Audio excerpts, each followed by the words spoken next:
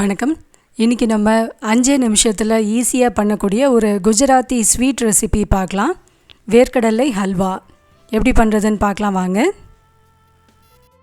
முதல்ல நம்ம யூஸ் பண்ண போகிற கரண்டி கடாய் எல்லாமே வெந்நீர் வச்சு கொதிக்க வச்சு ஊற்றிடலாம். அப்போ தான் அந்த காரத்தன்மை இல்லாமல் இருக்கும்.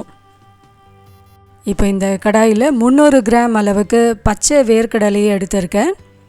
இதை மிதமான தீயில் வச்சு நல்லா வறுத்து எடுத்துக்கலாம். நல்லா வறுப்பட்ட பிறகு இதோட தோலை நல்லா நீக்கிட்டு மிக்சியில் போட்டு நல்ல ஒரு ஸ்மூத்தான பவுடரை அரைச்சி எடுத்துக்கலாம். அடுத்து நம்ம இந்த கடாயில் 2 ஸ்பூன் அளவுக்கு நெய் சேர்த்துக்கலாம். இதுக்கு நெய்யும் பார்த்திங்கன்னா ரொம்ப கம்மியாக தான் தேவைப்படும். மொத்தமாகவே 2 ஸ்பூன் நெய் தான் சேர்க்க போகிறோம். வேர்க்கடலையை நல்லா இது மாதிரி நைஸாக அரைச்சாச்சு. இப்போ இந்த தூள் பண்ண வேர்க்கடலையை இந்த நெய்யில் போட்டு லேசாக ரோஸ்ட் பண்ணி எடுத்துக்கலாம். லேசாக இதை 1 நிமிஷம் அது மாதிரி வறுத்தாலே போதும். இப்போ இதை நல்லா வறுப்பட்டுடுச்சு. இது கூட அரை கிளாஸ் அளவுக்கு காய்ச்சி ஆறின பாலை சேர்த்து கலந்து விட்டுடலாம். நான் இன்றைக்கி ஃபுல் க்ரீம் பால் தான் சேர்த்துருக்கேன். ஃபுல் க்ரீம் பாலும் சேர்க்கலாம், இல்லைன்னா நார்மல் பாலும் சேர்க்கலாம். பாலில் தண்ணி கலக்காமல் இருந்தால் கரெக்டாக இருக்கும்.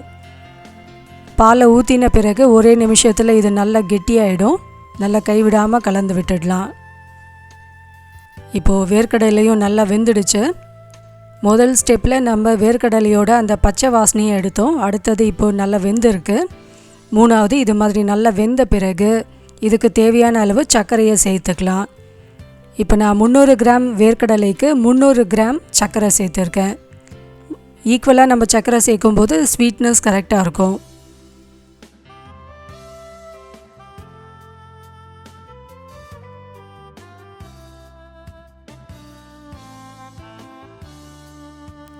சர்க்கரையும் சேர்த்து நல்லா கலந்து விட்டுடலாம்.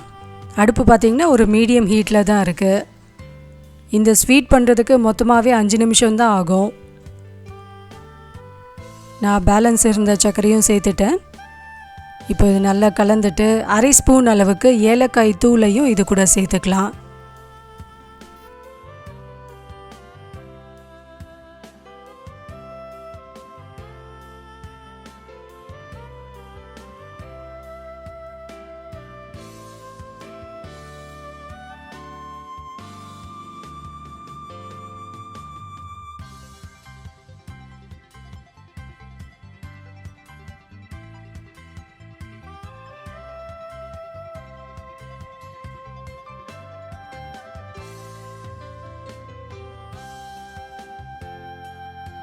நான் இன்னும் கொஞ்சம் டேஸ்ட்டை ஆட் பண்ணுறதுக்காக ஒரு 3 ஸ்பூன் அளவுக்கு பால் பவுடர் சேர்த்துருக்கேன். பால் பவுடர் ஆப்ஷனல் தான், வேணும்னா சேர்த்துக்கலாம், இல்லைன்னா ஸ்கிப் பண்ணிக்கலாம். பால் பவுடர் சேர்த்து பண்ணினோன்னா இன்னும் கொஞ்சம் சாப்பிடும்போது நல்ல வாயில் கரையிற மாதிரி இருக்கும்.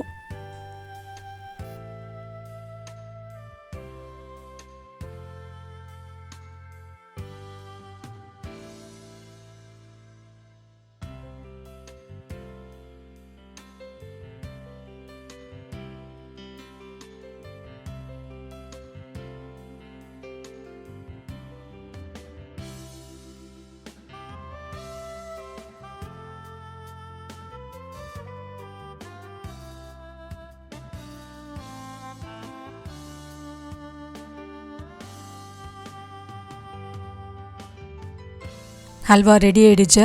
இந்த கன்சிஸ்டன்சிலேயே ஆஃப் பண்ணிடலாம். கொஞ்ச நேரம் கழித்து இது இன்னும் கொஞ்சம் கெட்டியாகும்.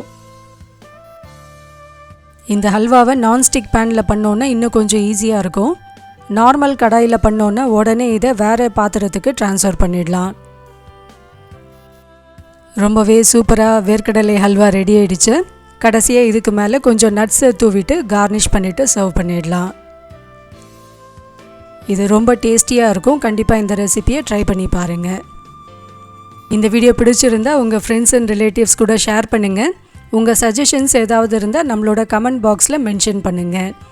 இதே மாதிரி நிறைய ரெசிபிஸ் உங்களுக்கு உடனுக்குடனே அப்டேட் கிடைக்க நம்ம சேனலை சப்ஸ்கிரைப் பண்ணி வச்சுக்கோங்க. தேங்க்யூ.